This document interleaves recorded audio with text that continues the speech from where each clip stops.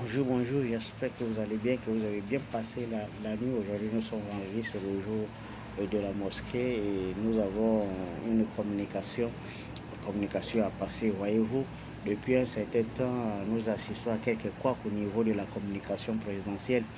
Je ne sais pas lors de son passage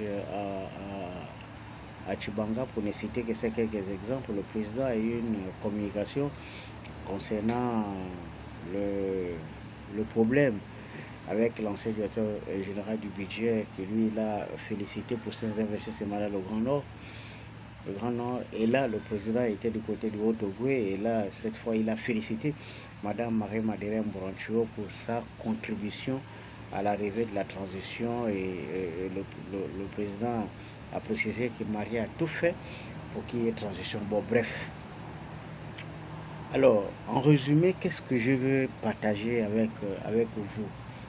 Ça, selon mon opinion personnelle.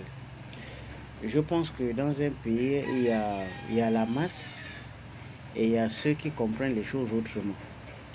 Et moi, je pense que si on veut avoir un regard lucide de la situation, considérons que Marie n'est coupable de rien et que tous les autres ne sont coupables de rien parce que juste à présent, on a comme l'impression que personne n'est coupable de quoi que ce soit dans ce pays.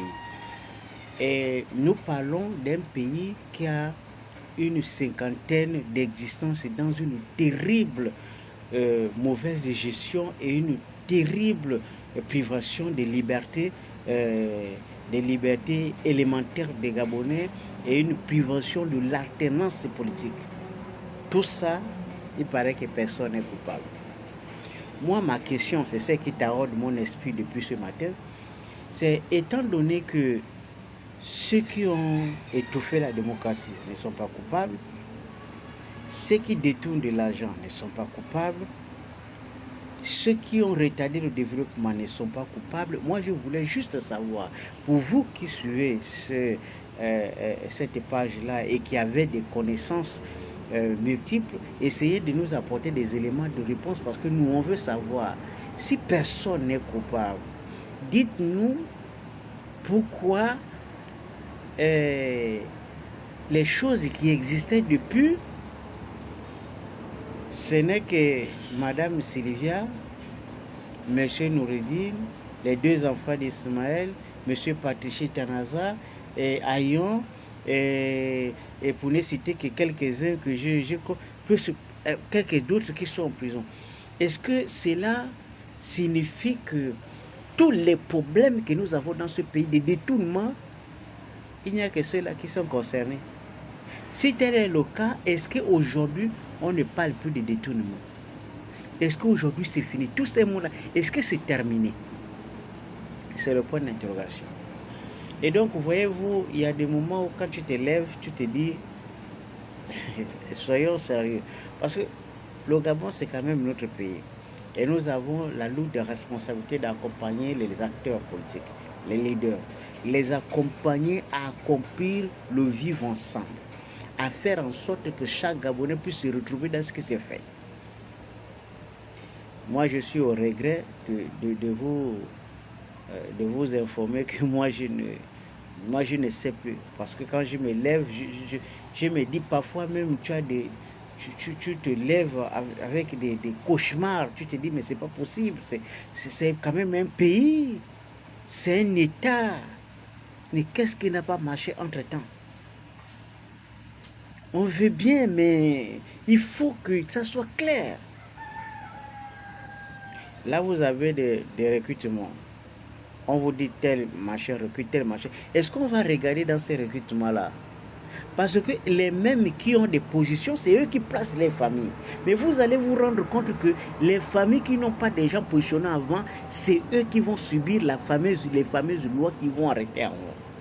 Parce que c'est une réalité. Si on va parler de favoritisme dans l'ethnisme et autres, on va dire que non, ce n'est pas un bon sujet. Mais oui, ce n'est pas un bon sujet, mais c'est un sujet qui se matérialise dans les choix. Est-ce qu'on peut faire un bilan de recrutement, région par région? Est-ce qu'on peut faire ce bilan-là? Est-ce que quelqu'un peut avoir l'honnêteté intellectuelle d'établir ce bilan-là? Vous allez vous rendre compte par vous-même que ça ne va pas. Nous, on a des rendus, les choses que peut-être vous ne pouvez pas avoir comme information. Nous, on sait ce qui se passe dans le terrain. On sait comment on vient recruter dans les quartiers. On sait qui va prendre. Parce que tel a tort son frère. On vient te dire, non, mon frère, c'est lui qui a été nommé. Mais ceux qui n'ont pas de frères qui ont été nommés, comment ils font pour entrer à la fonction publique? Comment ils font pour être nommés? Comment ils font pour évoluer? Si ce n'est que les mêmes, si c'est les mêmes qui coiffent, et c'est les mêmes qui sont souvent là pour dire tel ne peut pas être nommé, pour parce que tel a la bouche, tel il est orgueilleux, tel il est orgueilleux. Mais parce qu'il veut préserver des acquis, il n'y a que les mêmes qui sont là. À partir du moment où vous confisquez toutes sortes de libertés d'alternance, toutes sortes de possibilités de se mouvoir, je vous assure, on ne crée pas une situation paisible avec ce genre de critères et cette façon de faire. Ce n'est pas possible. Il faut, moi je pense qu'il est temps pour nous de profiter de la transition pour tout revoir. Je pense qu'il faut tout revoir. Il faut revoir dans l'application avant même que l'on commence à parler du référendum. Il faut réexaminer la situation à profondeur et dire à ces ministres-là qu'un ministre c'est un simple contremaître. C'est-à-dire que tu n'es là que pour appliquer la volonté, la vision du président. Un ministre ne peut pas avoir son agenda personnel, c'est un exécutant. Il exécute la vision du président. C'est d'ailleurs pour cette raison que dans une démocratie réelle qui se respecte, le ministre n'a pas de compte à rendre. Lui, là, les comptes à rendre au président. Parce que le président, dont les institutions, il applique sur le terrain. Maintenant, si dans la matérialisation, il n'a pas été capable, le président rêve de ses fonctions, mais s'il y a eu détournement, et bon, le met à la disposition de la justice. C'est des procédures standards.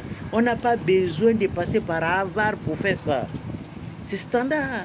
Le problème, c'est que les gens sont là pour mystifier les autres. On a comme l'impression que c'est inaccessible, c'est incompréhensible et c'est totalement hors de portée, alors qu'en réalité, ce sont des trucs de béaba. C'est la politique.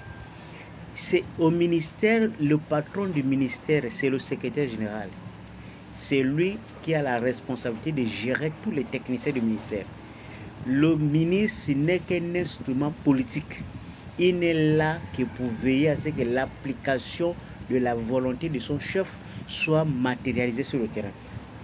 Et cela ne lui donne pas le droit de mépriser les gens qui sollicitent, les audiences qui sollicitent les marchés, parce que lui-même il n'est rien. Il n'y a pas un cursus qui t'amène au poste ministériel. Non, un poste ministériel, c'est un manager politique. Le président donne instruction et il exécute. On n'a pas besoin de sortir pour avoir pour faire ça. Et donc moi je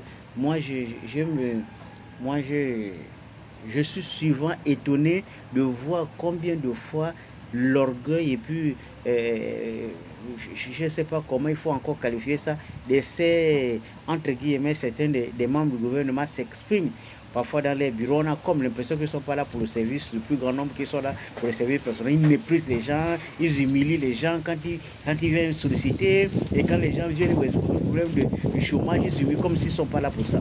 Bon, bref, en tout cas, je suis sûr que la période de la transition était supposée arranger ce genre de choses. Mais si nous passons à côté de l'essentiel, je pense que nous allons continuer à accumuler nos tares comme d'habitude, et Dieu se sait où est-ce que ça va nous amener.